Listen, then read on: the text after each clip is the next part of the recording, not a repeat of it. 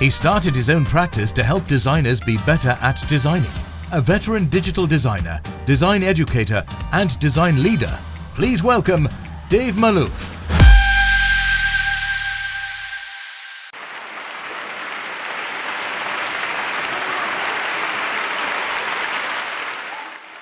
I'm really excited to be speaking with you here today, and I just want to start out with a question for you all that I want you all to keep in your minds is, what is the value of design?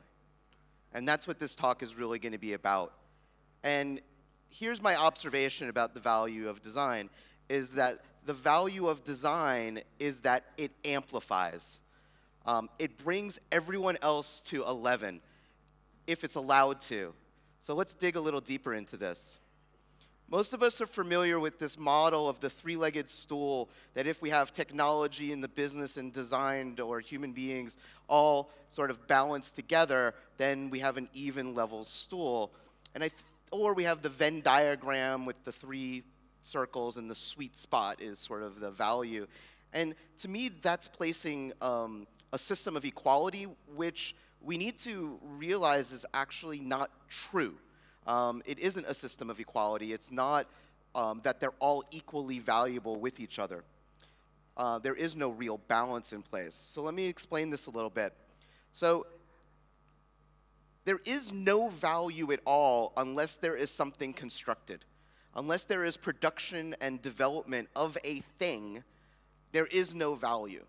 At the very core of every system that we create, there is construction, and without that, there's nothing, right? Then, on top of that, there's engineering, and engineering brings an amplifying force of its own to it, which is around reliability and security and performance and those elements to make it more sustainable. Next, the business amplifies that even further by giving the product at this point direction, and then also wrapping it up in a way that gives a perception of value in a go-to-market or a marketing package.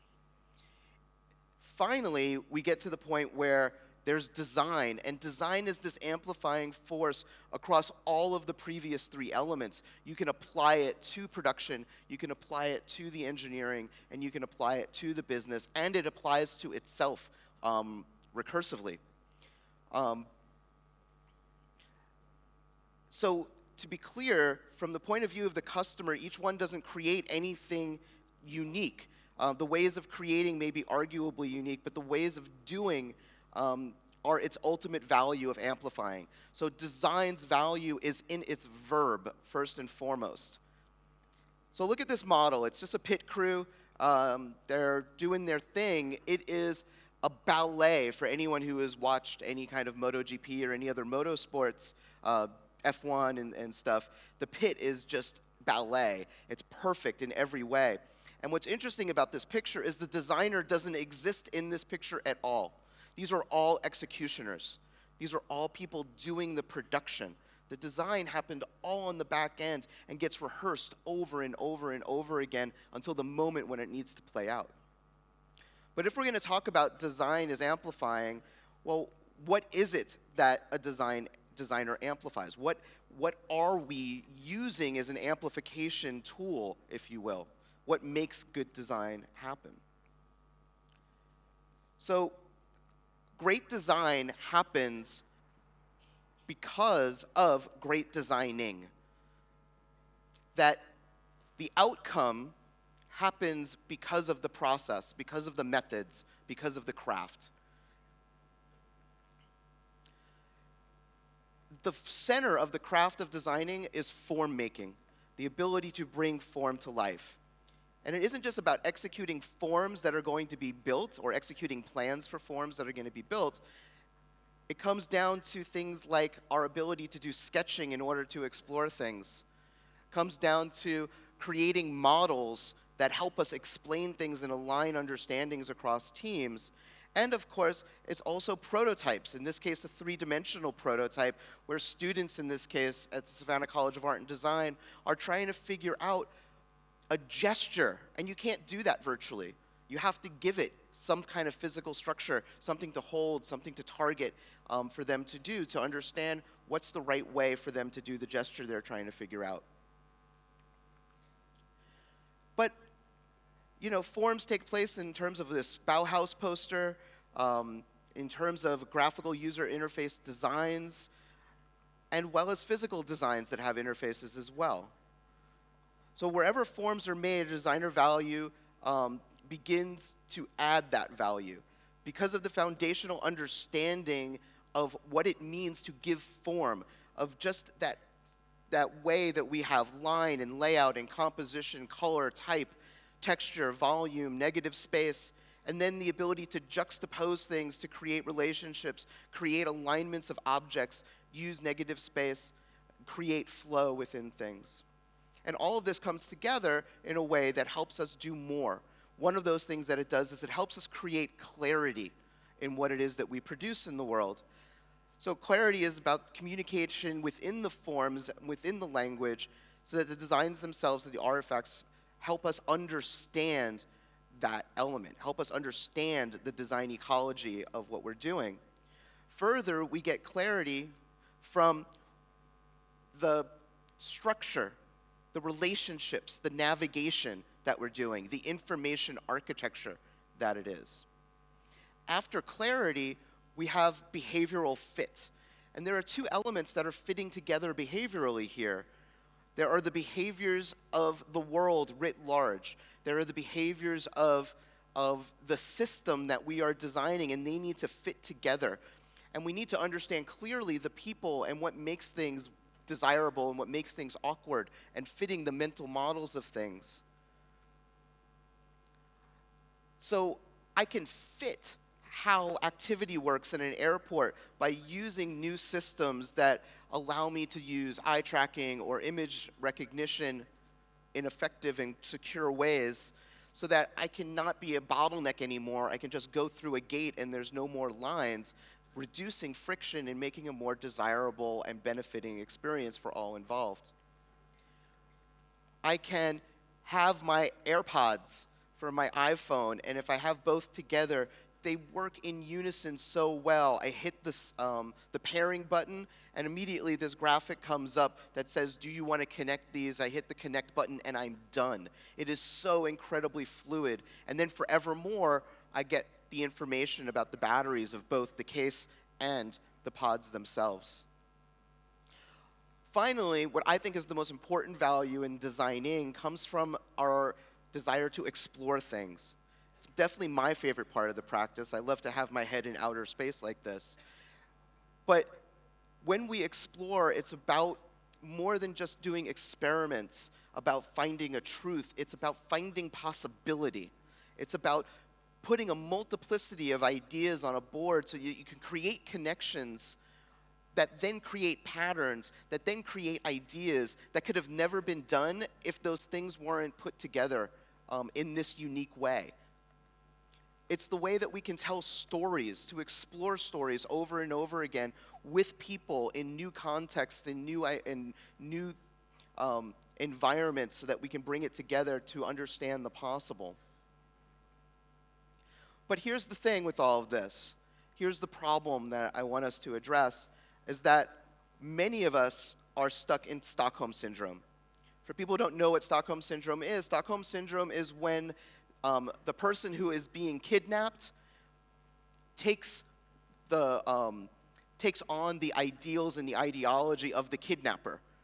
They start believing why they were kidnapped. And what were we kidnapped by? Well, we've been kidnapped by product and development culture. We've been kidnapped by people who don't understand the real value of what it is that we create. We have to measure ourselves against the ways that they want to measure themselves, not the ways that we know that will bring our better value to the world. And this has been really problematic. So how many of you work in an environment in some way, shape, or form that is agile? Scrum, safe, less, something. All right, a lot. Good. Well, there we go. Here's the Agile Manifesto as it is presented exactly on the agilemanifesto.org homepage. if you read this, there's really only 4 lines that are important to the whole thing. Actually 3 lines, and it's those top 3 lines. We are uncovering better ways of developing software. Developing software. That's the focus of the Agile Manifesto. And in 20 years, it has never changed. This document, which is about change, has never changed in all of this time. And nothing in this is about a way of developing requirements, a way of understanding context for how software and not software is going to be used. There's no way in this to deliver value to users, just better software.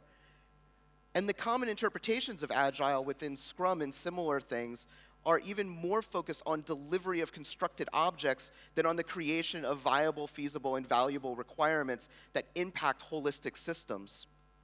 These things are not all bad, but if left alone, they're not enough to get us to where we need to be.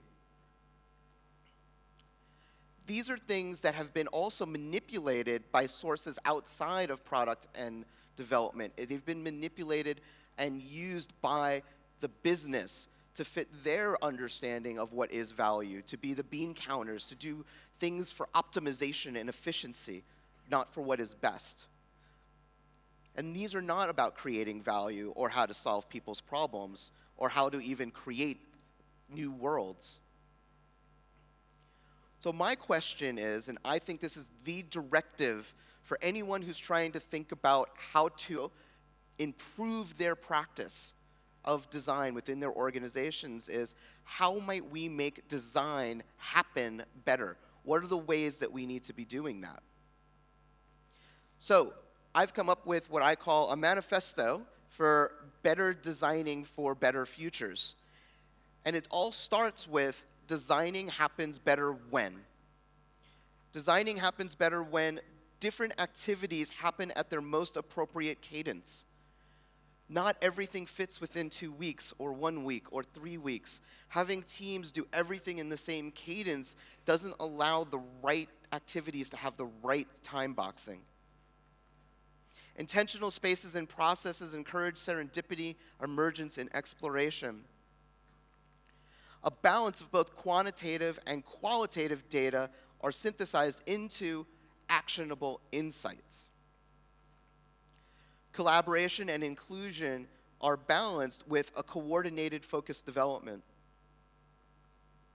The exploration of a multiplicity of narratives have people gaining meaning across possible futures.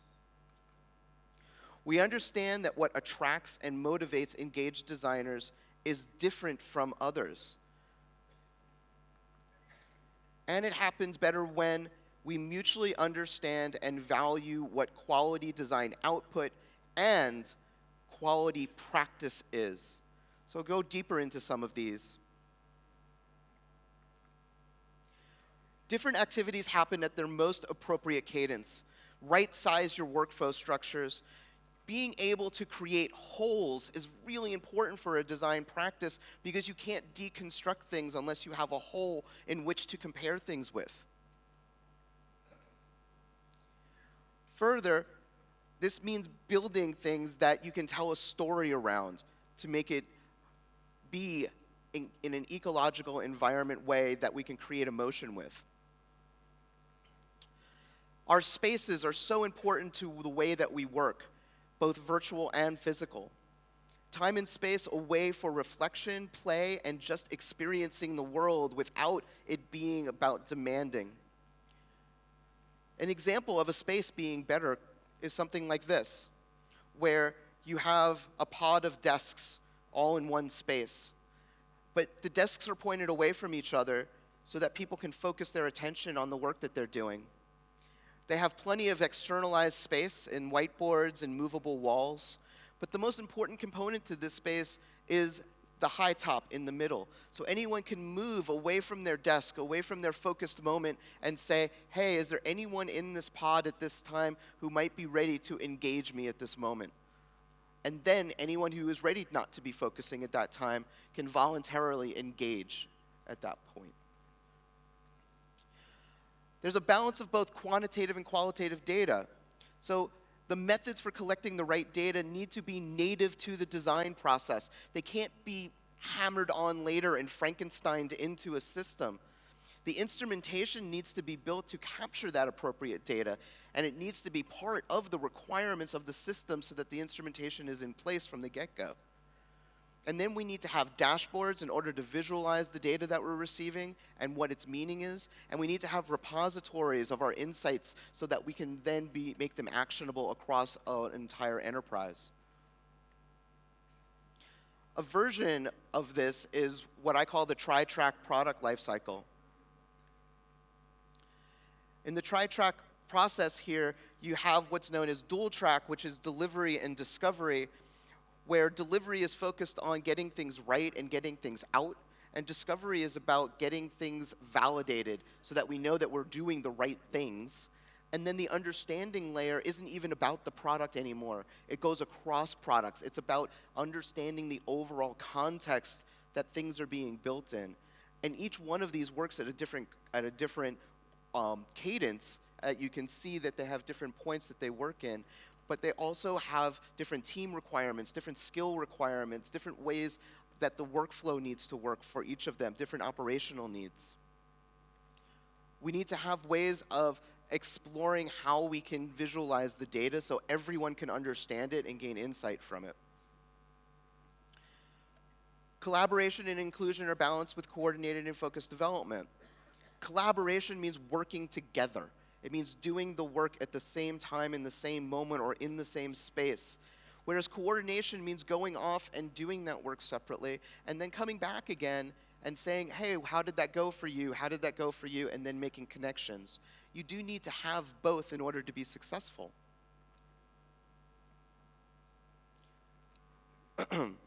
So then there's the exploration. And the exploration of multiplicity of narratives that have people gaining meaning across possible futures. This is where the double diamond comes in, especially the first part of the diamond. A design process starts with that collection of data, stories, and ideas, diverging with more before converging through judgment, synthesis, validation into a focused problem. Starting to ideate again, exploring a multitude of ways of solving that problem at different levels of altitude, to converge again with refined, critically analyzed, and validated designs to be measured.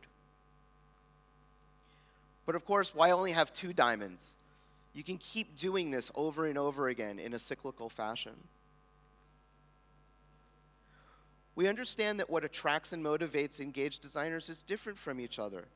We need to be intentional about how to hire designers being different than how to hire non-designers, developers, product managers, marketers, customer support people. They're all different from each other, and they all need to be thought of, especially for how we engage them, onboard them, reward them, recognize, so forth and so on. Finally, it's really important to understand the value of what the quality output is, as well as what the quality practice is. We need to socialize design practice as a quality different from just the outputs that we are asked to make. We need to quantify it in order to be understandable for the organization as a whole, and critical design language is a key to sustaining improved quality. We also need to monitor how we're assessing things so that we can understand if things aren't happening as well as they could be. Where can we be improving all the time? There is no done in this regard. So let's bring this all together. Design operations is a way that can help achieve and amplify this further by carrying the burdens, bringing in program management with specific design knowledge and specific design ways of working, hiring, and HR, procurement, and IT are done within the design operations practice so that designers don't have to do it themselves, or reduce the amount of time that they can focus on it so they can do the work that they should be doing, designing. Which is the next thing, creating time. If we take the burden of operations off of the designer, we can allow them to do the work that they're hired to do, which is to design, to do that work. And if they have more time, this probably, most confidently, will create more quality. And isn't that what we want? We want quality experiences. We want quality of detail. We want quality of business outcomes to happen. Another aspect of this is clearer communications. If we can, through the design operations practice, create clearer communications for not just the design organization, but with our stakeholders and with our executive teams, that will go a long way for having better goals, having clearer directions, as well as the team understanding who we are and what we do and how to value us. As I said before, we can have better hiring and professional development so that our lives evolve and we move forward, and that we bring in quality people who fit the actual needs that we need to achieve, not just the job description. Better tools and more flexible procurement to get them. We need to partner with procurement so that they aren't just a body that says no to everything, that they understand the problems that we're trying to solve, and that we see them as the heroes who can help solve those problems for us, instead of the people who are the evildoers, the villains, getting in the way of us getting the tools that we need. We need principles and values to guide with. The principles tell us what is wrong and right in our designs and help us make better decisions in terms of our output, the quality of what it is that we do. And our values help guide our relationships with one another, as well as helping us understand how it is we do our work and why. And all of this leads to design operations amplifying the value of design. Thank you.